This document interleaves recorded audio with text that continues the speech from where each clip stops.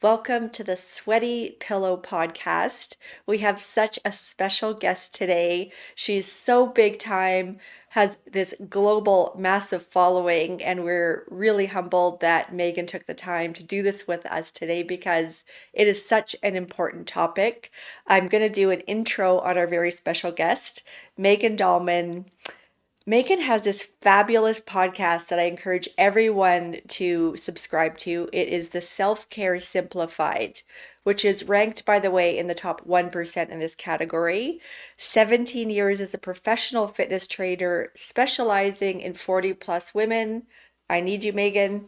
And a Bachelor of Science in Exercise Science and this massive community. So you've obviously tapped into some emotional insights that women are resonating with, Megan, and we're so delighted to have you here today. Thank you. Well, thank you so much for having me. I'm honored to be with you and I can't wait for this conversation. Oh, there's people going to be on the edge of their seats. So tell us to start right off, what inspired you to start your podcast? Well, it started as a blog. Actually, I Mm, blogged back in the mid 2010s, I think probably 2013, 2014. I just started blogging. I had so many ideas about fitness, and my background came from the world of athletic performance development. That's what I started out my career in, training high-level athletes. And then a lot of those athletes, their moms were in the wings and they were like, "Can we train like that too? Because that looks way more fun and more effective than our Zumba classes that we're going to." Zumba.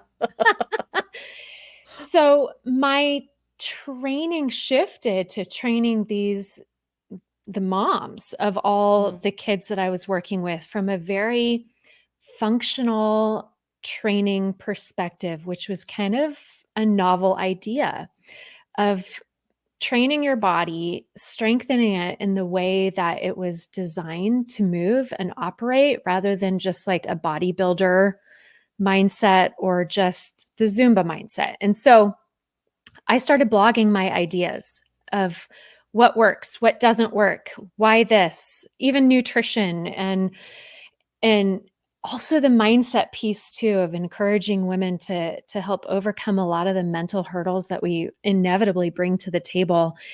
And then blogging shifted to audio.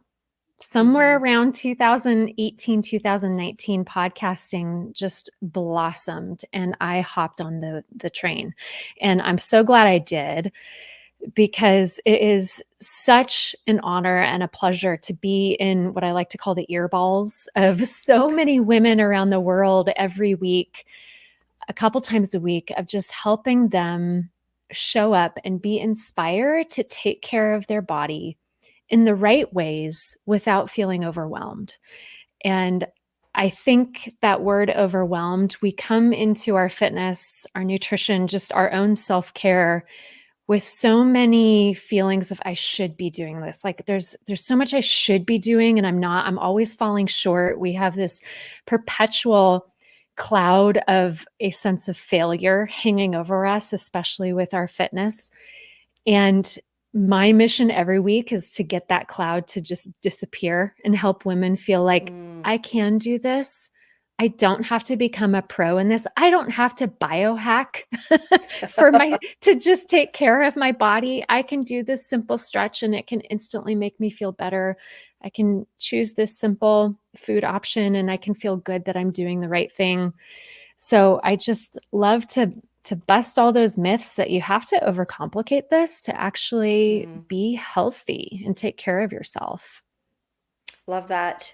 It's a complicated time in our lives as we transition into perimenopause and menopause, and then AKA the rest of our life, by the way. Yeah. Um, the themes in your podcast and the women that you touch in communication, directly or indirectly, what are the most common myths that you have busted in the world of fitness and healthy lifestyle? I think the biggest one is that it's too late. You Oh, know, love it that. Yeah. it's too late. You either were an athlete at one point in your life and so you're still being a fit and athletic person and you have that identity or that label on you, or you never were athletic, you Mm-hmm. considered yourself like, I was never a fit person. I was never athletic. So it's just too late for me now to even be in better shape. And it's never too late at all. I have women that work with me that are in their mid 70s that are just now, for the first time, prioritizing a fitness regimen. And it is improving their lives by leaps and bounds. And just the smallest little things. And actually, I feel like women who haven't done this or haven't prioritized fitness in a long time, those are the ones that see the grandest results Mm-hmm. very quickly, like relatively quickly. It's so exciting to prove to a woman, like, you are strong. Look at what you just did. Look how amazing that really feels. And for someone who has never experienced that feeling or be able to feel their body in the way that they just felt it, it Mm-hmm. is it glows you up. And I love speaking with so many women in midlife that have started new companies or started nonprofits and just had this courage to do something new after 50 years old or after 40, of I'm just going to try something new. And I love to encourage women to be like, maybe that new thing is fitness. Maybe it's taking care of your body in a way that you never thought you could. And let's see where that goes. It's going to be a pretty exciting thing. So the message is don't give up because there's still so much you can do to enhance, even from a life-saving point of view, on our cardio health, our heart health, diabetes. It's just a mitigation strategy, if nothing else. If you don't want to look your best, there's an argument to invest in this from a life-saving point of view, isn't there? 100%. And even just a quality of life point of Mm, view. One of the gals I've worked with for several years, when she started working with me in my programs, she had pretty severe rheumatoid arthritis. Not something that's life threatening necessarily, but a chronic inflammatory autoimmune disease. And she could have said, this is just how I am now for the rest of my life. I'm just mhm, always going to have this joint pain that will just never allow me to be comfortable in my body. She chose to not believe that and to just try. Just let's try. Let's see what happens if I start exercising regularly, if I start lifting weights and doing strength training in a functional fashion, and I work on my mobility and balance, and I improve my eating habits. 3 years later, she went off her medication altogether, wow. completely off of her rheumatoid arthritis medication. Her doctors are flabbergasted. And this is one story of many. Hmm. And so, yes, there are the big, like, life health issues of, let's have you here in this world for as long as possible with your family, enjoying life. And it's that enjoying piece too. And Hmm. a few months ago, I was working with another client. She said, the reason I'm doing this is I don't want to spend the last 10 years of my life in a hospital bed. And if there's Right, something yeah. I can do today as a 60-year-old woman that can ensure that the last 10 years of my life are still walking around and still playing around, I can still get up off the toilet by myself without needing Mm. assistance and climbing in and out of bed, I'm going to do that right now. I'm going to start now. And I think it is really eye opening for some of us women in midlife that see aging parents, that we're starting to take care of aging parents, and we see our parents who are not able to function very well on their own. And that can be a really big motivator for us to be like, okay, I'm not going to let that happen to me. And so, yes, the life expectancy issues, but also your quality of life. How much of life are you going to be able to enjoy? That is so powerful because the irony is that at the age late 40s, early 50s should be me time because we've raised children. They, God willing, are out of the house or off to university at some stage in our 50s. Yeah, Um, we have a right. bit more disposable income. The big university bills are behind us. we have more time and financial resources. Why the hell would we not put that back into ourselves so that we can be hiking and playing tennis? Don't say pickleball, but maybe pickleball until our late 70s. Like, why wouldn't we? What else are we going to do? We're going to live every day anyway. We might Yeah. as well take a pocket of our days, a small margin of time to invest back in our bodies to ensure that we're able to live our days fully for as long as we Hmm. possibly can. And I really do think that this is a wonderful window of opportunity. And for years, I worked with women that were postpartum and had young babies. And that is a really hard time to try Hmm. to stay consistent and keep up with a fitness routine. Usually, you're pretty tight financially as well. And so there's that concern with it. And it's really challenging. But you're now, like you said, you've moved into this new season of life that this is as good as it's gonna get, right? Like, if on a lot of Yeah. respects, and I think when you see it from that perspective, it's like, "Oh, yeah, what a wonderful opportunity I have now to do this," and it's not selfish. It's No, not, hell you know, no, no. if someone's opposed to it being selfish, just flip it around and be like, "Do I want my kids having to take care of me when I'm Mm, 80 years old?" I no. don't want to be the burden on my family. Like I've had to take care of my parents and just because they didn't take care of themselves, like that was actually kind of selfish.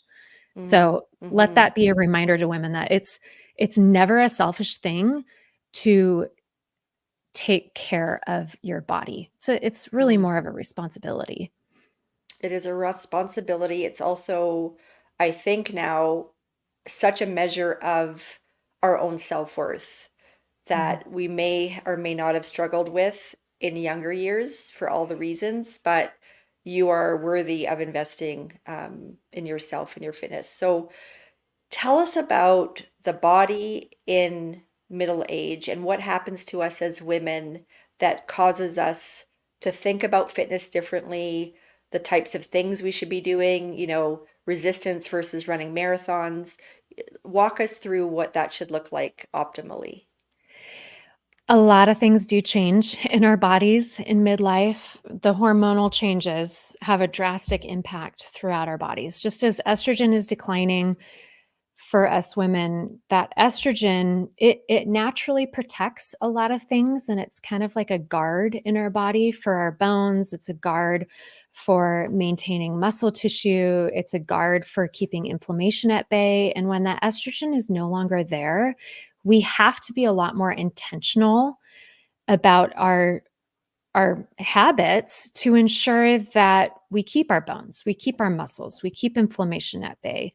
So, unfortunately, in the first 5 to 7 years after menopause, women can lose up to 20% of their bone density, which is a frightening number. Hmm. This is where osteoporosis can really set in, and the prevalency of that is so high. When you combine that with someone who have very good balance or muscle control or body awareness, we have a recipe for a massive injury disaster. Hmm. After age 30, also, which is pretty young, if you're inactive, if you're a physically inactive person, someone who's not stimulating your muscle tissue on a regular basis, you can lose 3 to 8% of your muscle mass every decade, which doesn't sound like much, but that compounds. And after the age of 60, that rate of decline gets even higher. So, this is a huge reason why we experience significant metabolism loss as we get older, where we feel like we lose so much of our energy and we just feel like weak and lethargic. And we're gradually over time losing more and more muscle loss or muscle mass. And and then, of course, inflammation happens too, and that can create some of that joint pain and discomfort. And, frozen shoulders are so common for Hmm. women in midlife. And a lot of that is because you no longer have that estrogen there, just keeping you young, holding all Hmm. of these things at bay. Now it's like, okay, now it's up to you. So think about it like that. Like it's now up to you. The ball is in your court. You can do things, intentional things to make sure all of these negative things don't barely happen to you. Mm. And if I would raise my hand all day long and be like, okay, great, tell me what to do.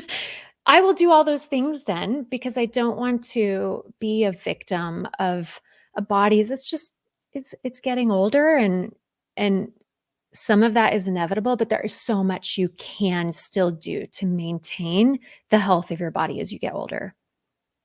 That's really great insight because when we prioritize, well, you talked about quality of life, which, I was like life saving, but also the quality of life has to be Yeah. even as much of a priority. But by the way, we will feel better if we look better and feel better and are not trying to wedge ourselves into our favorite jeans like they're Hmm. sausage casings. Like that is no Yeah. way to live, right? So it will feed into our overall emotional well-being if we're feeling better and looking as well as we can, right? If we're doing the things. So what should an average week be? How should we think Mm. about Monday to Sunday on what should we be infusing into our life? You know, there's so many aspects that go into having a healthy looking week. And I do like to break it up into kind of four buckets to just help simplify, right? Simplify it in our minds so we're not overwhelmed and feel like we have a million boxes we have to check. So kind of the four big buckets are sleep, stress, nutrition, exercise. So those are the four big things. And across the board, when I'm working with women and something is off, like she's not getting the results she wants, she still doesn't feel great, there's always one of these four Mm. things that's not being tended to. You know, she might have the perfect exercise routine, but she's not sleeping well at night.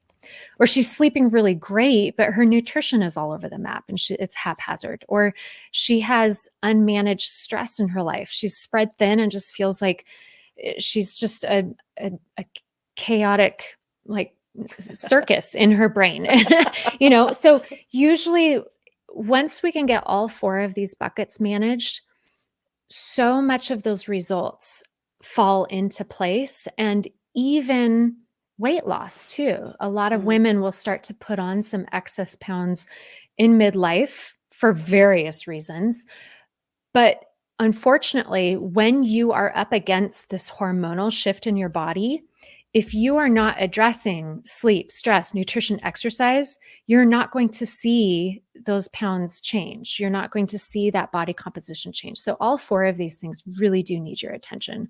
So, with the sleep, this is a daily thing. This is something you have to pay Mm. attention to every day. What can you do to get a good night's sleep? Is your pillow sweaty every single night? Right? Possibly, yeah. So what are some things that are within your control that could help improve that? Are you someone who stays up till midnight watching Netflix or scrolling on your phone or drinking alcohol right before bed or not managing your stress so you're going to bed stressed out? Like there usually are a couple things that you could do to even slightly improve your sleep. Become a stress managing ninja. Become a woman that knows how to keep her nervous system just like Mm. tamping down a little bit. And Mhm, I always, mhm, this doesn't mean you have to wipe the calendar clean. Sometimes you do, but it just means that every day include some pockets of time that are intentional moments that help you just exhale and help you just like, okay, release the tension, release the stress, whether you feel like you're stressed out or not. And mhm. you don't want to play defense on this one. It really needs to be daily, two or three things you do every single day. Could be taking a bath in the evenings, could be taking a nap in the afternoon, could be waking up early and journaling and reading, like intentional things every day that are just part of your daily rhythm that keeps your stress in check. Nutrition. You need to be adequately filled up with good nutrients. This is one of the most stressful things on our body as we get older is not having adequate nutrients. So eating every 3 to 4 hours with meals that are full of what I like to call pros, eat your pros, so protein, produce. We Oof, always that's come good. back to Yeah, like eat your pros. Yeah. you don't need to complicate this. We really don't. Just protein, produce. Like if you can look at your plate and say, I see protein there, I see produce there. Okay, check, I got it. That's good. And if you're doing that every 3 to 4 hours, you're going to get to the end of the day and realize, okay, that was a day that I adequately fed my body. So those are the daily habits that we need to pay attention to is the sleep, the stress, the nutrition. Those are rhythms that are just kind of always going to look the same every day. Moving, this is that exercise piece.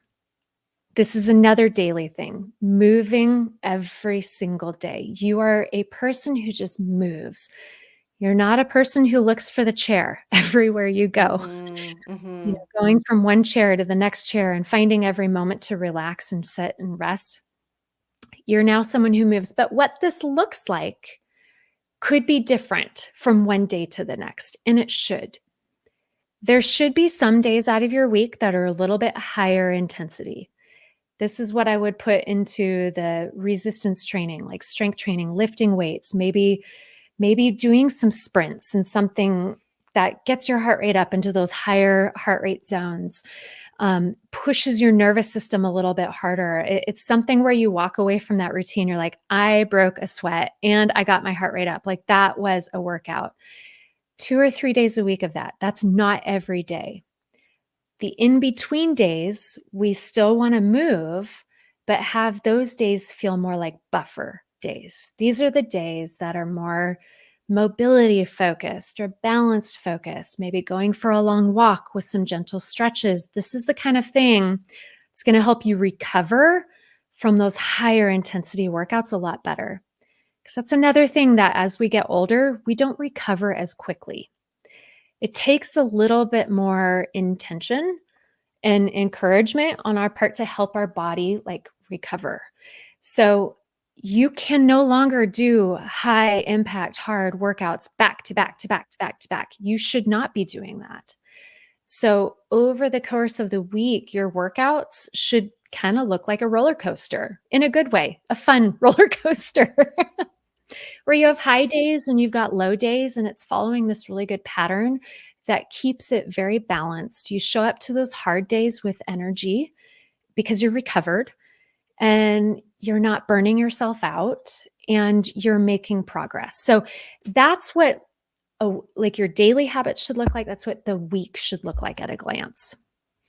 It just smacked me in the face why you are so extraordinarily popular because you do self-care simplified. This is not a, well, what am I going to do with that half an hour I just listened to? Because you deconstruct it in a way that now I want to go away this weekend and start incorporating exactly what you just said. You started, I also love the way you started it. Sleep and stress. If you can lay those foundations of we talk about this self-care ritual before bed, and it also Mhm. is a way to get your mind and body ready to have the best sleep, but also it's a way of de-stressing. So Yeah. once you have the foundational elements of sleep and stress, then overlaying better nutrition and then how you describe the week in fitness is a brilliant way to think about it, and so easy for our foggy brains to get our head around. It Yeah. really is impressive how you've broken this down. Well, because everything is intertwined and one thing impacts the other thing. Like you Mm, can't, none of these pieces of our self care are living in an isolated bubble. hmm One thing always impacts the other thing. And how you slept the night before is going to impact your nutrition for the next day, which is going to impact how much energy you show up for your workouts. And we can either spiral up in a good way of like, oh, I got a great night's sleep. And so now I'm more likely to eat better. And now my workout feels great. And so hmm you can go upward or it quickly spirals down. Yeah. And so I find with a lot of women like to start on the other end and just be like, I'm just going to start working out every single day and work out really hard. And then I'm going to start restricting my food habits and cut out all the sugar and cut out all the crappy foods. Start there. And then it's like the very last things that we focus on are like, oh yeah, the stress. Oh well, I'll get around to that at some point. Or oh well, the sleep. You're Mm. right.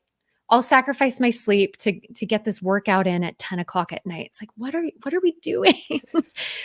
This is Yeah. not going to end well. It's just not. So going in that order makes it so Mhm. much more enjoyable and more of a lifestyle that you can do consistently. It sure can, honestly. Um, I invested in a personal trainer about 5 years ago, and through the process, also trying to play tennis at the same time and do yoga, I was getting injured. And what he really helped me understand and work through with me is general mobility and having the core strong so that there were these, strengthening rods around my spine because I have back Mm. issues. So the propensity to get injured as we get older is something we have to really be concerned about because it's harder to heal. And of course, I did find out that I have low bone density, so it Mm. is absolutely essential for me to keep up with strength training because my Yes. trainer even said, like, don't think about going skiing now until we get this under control because you are a walking case for a broken hip. It's like, Yeah. what are you talking about? That should be for 7-year-olds. But we can't let ourselves get to that point. So Yeah. you talk a lot about injury or working out through injury. How do we need to think about that differently now? Your every joint on your body, there's going to be a potential for some sort of injury or issue. But let's not wait for that to happen before you do something about it. So every spot on your body is going to feel and function at its very best if it kind of follows three main aspects. I call it my PSF framework. So P stands for posture, so that joint needs to have great alignment. S stands for strength, so that joint needs to have really good strength and stability around it, appropriate strength and stability. F stands for flexibility or the mobility around a joint. So Mm, let's take your back, for example, which is a really common area for women to experience a lot of pain is their back. Often that back pain can be the result of poor alignment, usually in the pelvis. Usually you yeah. go through the day leaning to one side, tip to one side, or having spent years carrying a baby on your hip for a while, and you're just used to having your hips crossed or your legs crossed and like hip tipped out to the side, or your pelvis is arched forward. And so, like, all of that out of alignment with your pelvis can lead to a lot of excessive pressure at the low spine. So once we get your pelvis aligned, we get your spine aligned, then we have something to work with here. And then once we can wrap it, I like that you use that phrase, like kind of rods to help hold it. Wrapping your spine, wrapping your pelvis with strength, with muscles, as much muscles as you possibly can. Yes, it's going to improve the bone density of those spinal segments and of your hips also, but it's going to give it stability so that when you move, things don't slide out of whack. Mm, You don't have to worry about bending over and bulging a disc or having your segments, your spinal segments, like sliding out all out of place. That's your core's job to hold it there. So improving your core strength. And then that last piece, the flexibility. A lot of women experience low back pain because their hips are so tight. And when your hips are ultra tight, that makes your low back have to flex and slide around a lot more than it ever was designed to.